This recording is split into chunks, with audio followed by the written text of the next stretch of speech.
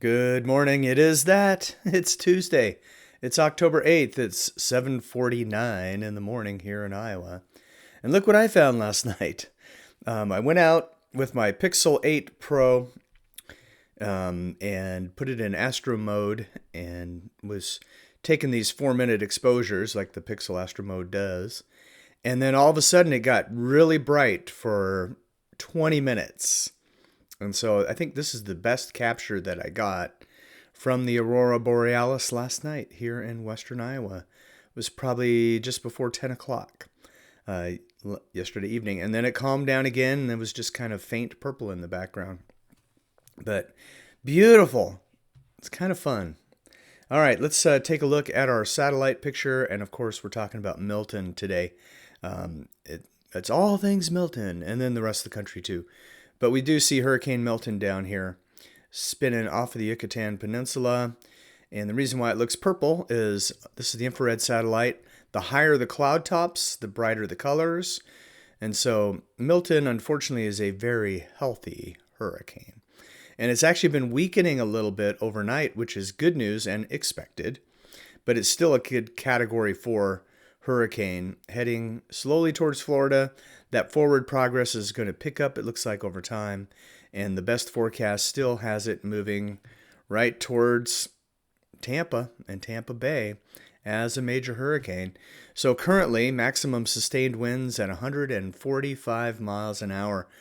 You know, yesterday the winds got up to 175 at one time, maybe 180, which was a Category 5. So it was a Category 5 yesterday briefly.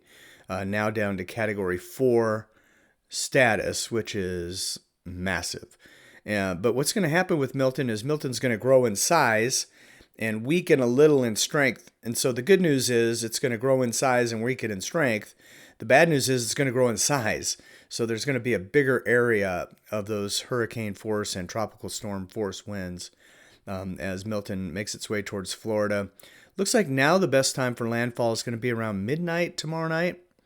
So the prediction's been slowing down a little bit. So maybe a little bit more time to either get out of Dodge or prepare. And a lot of people have been getting out of Dodge, which is wise, I believe. All right, let's take a look at our storm surge for Milton, which has been updated since we talked about this yesterday. But still looking at 10 to 15 feet. They've upped the storm surge a little bit for Tampa Bay, but 10 to 15 feet. So again, Tampa Bay it's a big metropolitan area.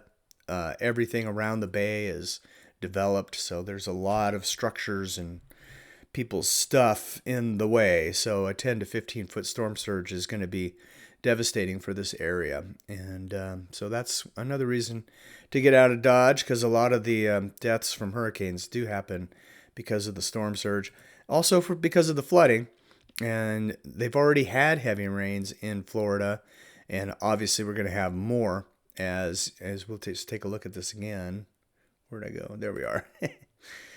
You can see here with Milton and the tropical moisture just streaming off of it into Florida. So there's heavy rain right now in southern Florida. There's another batch of heavy rain near Fort Myers, and there's another batch that's forming heading towards Tampa. So there is and has been heavy rain already in the peninsula, and this is what we're expecting in 1 to 3 days now. And the red is 12 to 16 inches of rain north of Tampa. The bay itself, 8 to 12, according to this forecast. And of course, you know, the track of the hurricane and where some of these convective, batches form, the outer bands when they start coming in. Your amounts are going to vary, but this is the general idea. I would say anywhere from like 2 inches of rain, north of Miami, all the way to 16 isolated amounts above that, north of Orlando and Tampa. So just crazy. All right, here is your surface for Milton and for the rest of the country. So we do see, our stationary front now on the south tip of Florida, and that's been the concentration for some of those tropical rain showers. But still expecting heavy rain, flash flooding possible today for Florida. Further north, we see that front through the southeast. That's one reason why Milton's going to stay south instead of turn north. It doesn't really have any way to go north because of the weather pattern here north of Milton. And then further to the north, we have some rain showers up there in the northeast, some snow showers mixed in. New York, New Hampshire, and also for the Pacific Northwest, a little system moving in with rain and some snow mixed in for the Cascades and the Olympic Mountains. All right, highs for today. We're still really hot in the desert Southwest and the Central California coast, but not as hot. You know what I forgot to do was the hazards. So here are the hazards, and all of those excessive heat warnings are all but gone. There's an excessive heat warning for Maricopa County, so Phoenix, El Centro, California, and a heat advisory around, say San Francisco. And that's about it. Red flag warnings, very isolated for parts of Wyoming. And then just the mess with Florida. Hurricane warnings, hurricane watches, tropical storm warnings, tropical storm watches, flood warnings, all of that. All right, where was I? So back to the highs. So our excessive heat warnings are all but gone. We still have a few.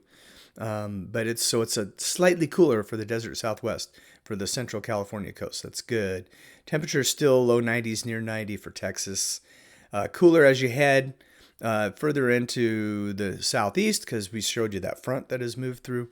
So temperature 70s and 80s here for the southeast. Back to the 70s, mid-Atlantic, Ohio Valley, Midwest. 60s up there in the Great Lakes and for the Northeast, and a few 60s for the Northwest. Lows tomorrow morning. It's going to be that time of year, even without any dramatic fronts.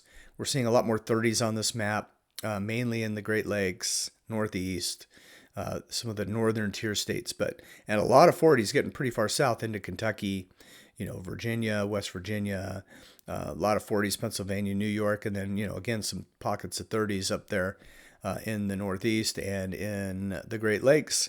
And, of course, pockets of 30s along the Rockies, Central Rockies, and Northern Rockies, too. So, like for New Mexico, you've got near the Four Corners, 44 for Farmington.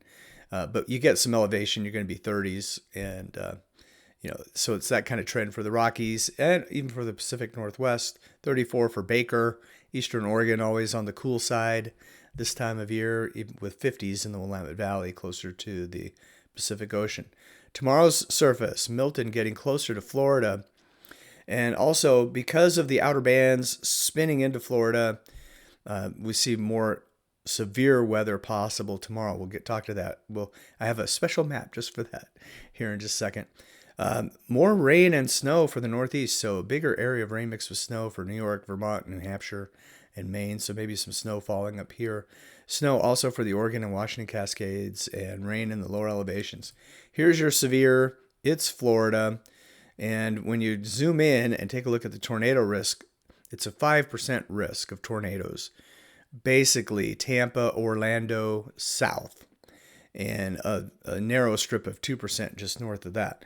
So as outer bands move into the state, as the hurricane itself moves into the state, we're likely to see tornadoes spin up as well. Highs tomorrow, we're still looking at low 90s Texas. We're still looking at just above 100 southern Arizona into the deserts of Southern California, but more pleasant for the central valleys of California. The northeast or the northwest, a little bit cooler with that system moving in, but we still see widespread 70s and 80s inland in the Pacific Northwest, and as we get into the plains, it's really warm for this time of year. 80s for Montana, North Dakota, South Dakota, Nebraska, Iowa, which is the Midwest, and we should be in the 60s for highs this time of year. Kansas on the warm side, same with Oklahoma. The cool air is moving into the Great Lakes as we get closer to the weekend. We'll show you that too. So cooler Great Lakes and Northeast with some 60s, even 50s for highs here for tomorrow. Surface for Thursday. Milton, actually in Florida, and doing its thing, which is tornadoes and hurricane force winds and torrential downpours and just a big mess. So that's your day on Thursday. Cold front moving through the mid-Atlantic. This is where your real fall temperatures are going to be into the Midwest, into the Great Lakes, and into the Northeast.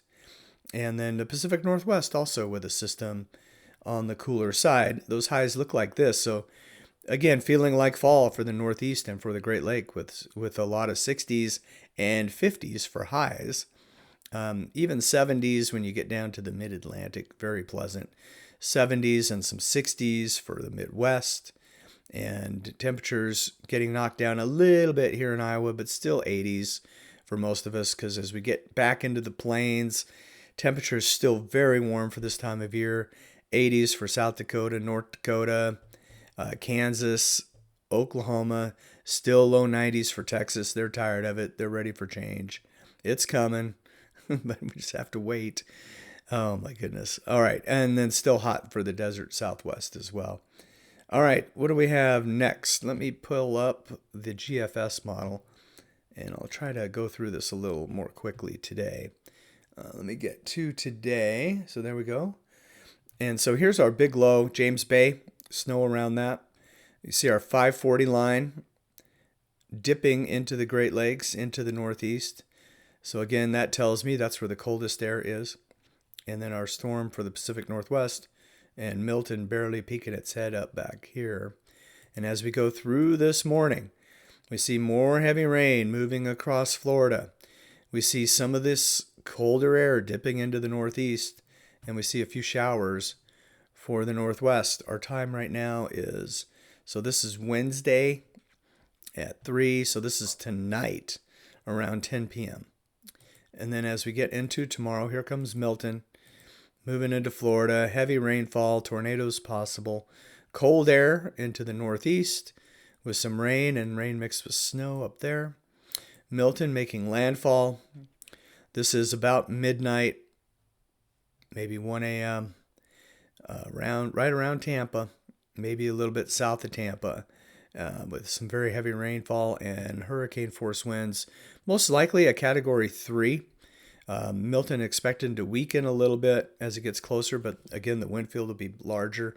So if I was to guess, just based on the forecast discussion that I read, wind speeds are expected sustained around 120.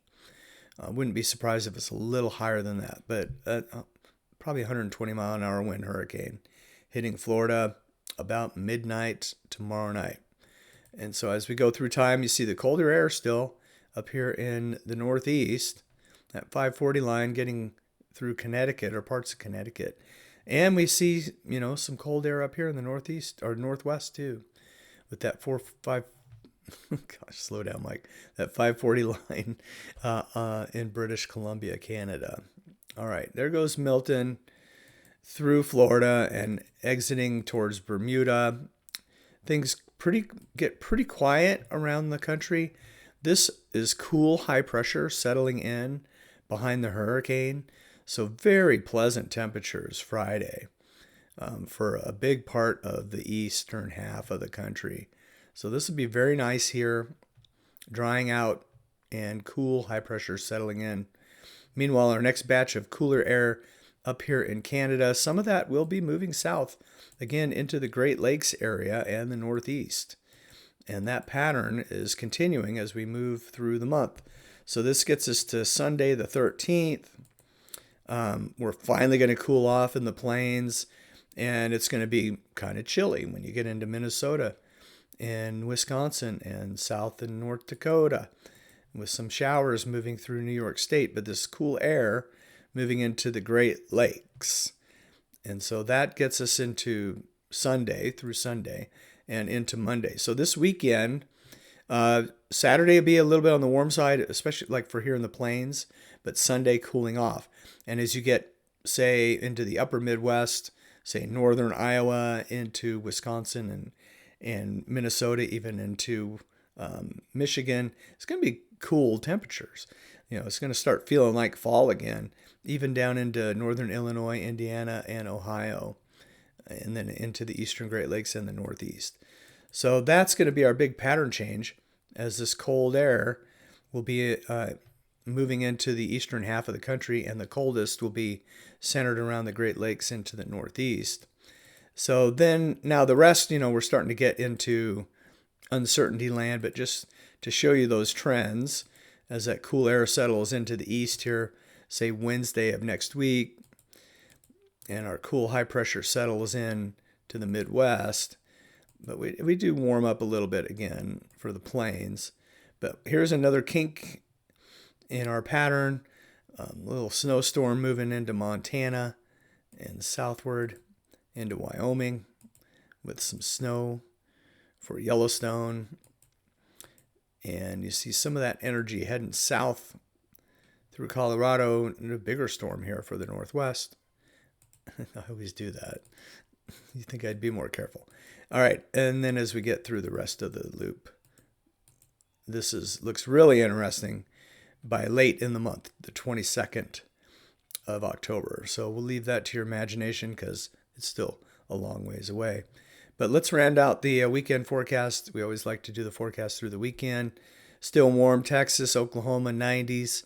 Still warm Plains, 80s, Kansas. But some 70s coming back for Nebraska and Iowa on Saturday. Even some 60s for North Dakota into Minnesota, Wisconsin, and Michigan, and into the Northeast. So cooling off a little bit this weekend for the plains, or at least the Central Plains North. Still hot in the Southern Plains. And then for the Mid-Atlantic, say 70s, just pleasant, really nice. Nice for the Midwest. For the West Coast, still on the warm side, but not nearly as hot as it's been California, so some breaks from the heat. Still warm for Pacific Northwest for this time of year, 70s, but that's nice. And the Desert Southwest doing Desert Southwest things, 102 for Phoenix, not unheard of for, mid-October, but it's still on the hot side. Sunday, cooling off a little bit.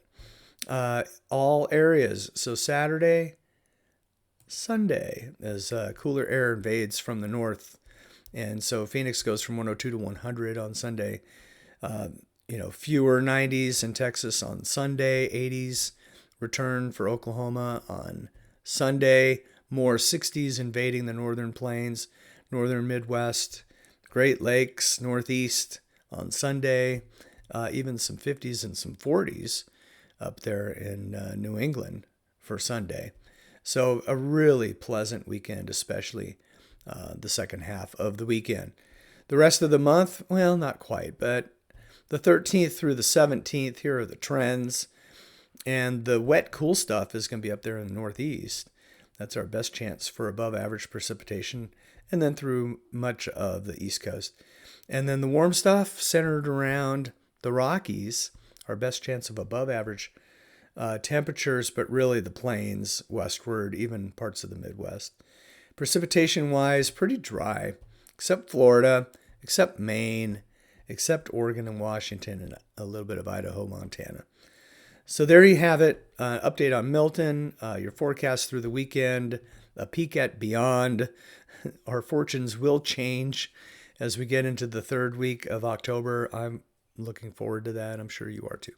So we're going to keep you posted. That's what we do here.